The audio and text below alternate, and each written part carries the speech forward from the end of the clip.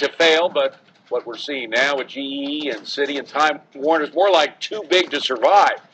Is the bigger is better model down just for the recession, or is that model down for the count? We're joined by Gerald Levin. He was CEO, and as CEO, helped create Time Warner, and now is the presiding director of Moonview Sanctuary. This is a holistic treatment center. He joins us from Los Angeles. Good to see you again, Mr. Levin. Thanks for coming in. Appreciate it. Thank you, David. Good to see you again. So this model, we now hear too big to fail, but we're wondering if all of these huge entities, yours was one of them, Time Warner, and then Time Warner AOL, but Citi, you look at GE, is that model dead as a corporate model? Well, I don't think it's just a question of size, David. I think you have to really look at the strategy and what's being put together. I guess when you look back in history now, the creation of these financial supermarkets, what Sandy did with the Citigroup, and I guess Hugh McColl really started at what became Bank of America, it does get to be a disconnected empire at some point. And the strategic rationales, I think, start becoming a little attenuated. And now you have GE, which was always a fairly well-run Six Sigma conglomerate, may lose its AAA rating. And, how do you traverse media and entertainment in a company that also has turbines? I mean, it's a fair question. Well, hindsight is 2020. Of course, shortly after you made the deal with AOL, we had the dot-com implosion or explosion, however you want to define it. Was there any way, 90% of the world was convinced that the model that you were helping to create was the perfect model at the perfect time. It turned out to be exactly the opposite. Were there any signals at the time, though, that you should have seen that you kick yourself for not having seen? Well, I think, let's go back and take a look at how companies grow. Do they grow from internal development, like we started HBO within Time Inc., or do they go through acquisition? And when growth comes through acquisition, there's a real question about cultural compatibility. And for example, it took us quite some time to put Time and Warner together and finally make it work, and it continues, I think, on a smooth path today. The same thing with Turner and CNN. But when we got to AOL, you had a very different culture from the Time Warner culture, and I think that's part of the lesson that I think we should learn now. When we look at what happened with Bank of America and Merrill Lynch, maybe that was another example.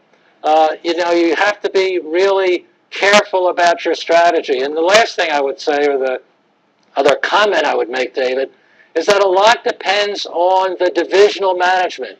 We have a tendency to glorify our CEOs, but it's really the people who are running the businesses, how transparent and open they are with the CEO. Absolutely. Now, we here at News Corp, we're sort of incorporating a lot of different personality types. You should see in the elevator, we have the dot-com people, the Rotten Tomatoes people. That's one of our acquisitions. We're shortly going to have the Wall Street Journal incorporated. Of course, I used to be from the Journal, so I'll be happy about that. But how can you tell? You say that the AOL culture really sort of conflicted with Time Warner. How can you tell which culture is right and which culture isn't? It's ultimately all about people. You can have the grandest strategy in the world, which is, I think where we were going, which was to take the internet and the internet distribution and overlay it on traditional media franchises. That sounds like a pretty good strategy. But if in the end you have incompatible objectives at the operating level, the CEO is sometimes too far above all this. And that's why your opening question about whether size may be a factor is something we really ought to take a look at. Your previous discussion of the banking industry, yeah. I suspect that most of the thriving banks are the local community banks that are not only smaller, but they kind of care about the community they're Absolutely. in, and their value system is really important. When you're building a financial empire, then things tend to become less attached to the ultimate customer, and you can be blindsided, which is basically what's been happening up and down Wall Street. You know, what you describe about the smaller banks, of course, we know they have good relationships with their customers because they rely on them much more directly.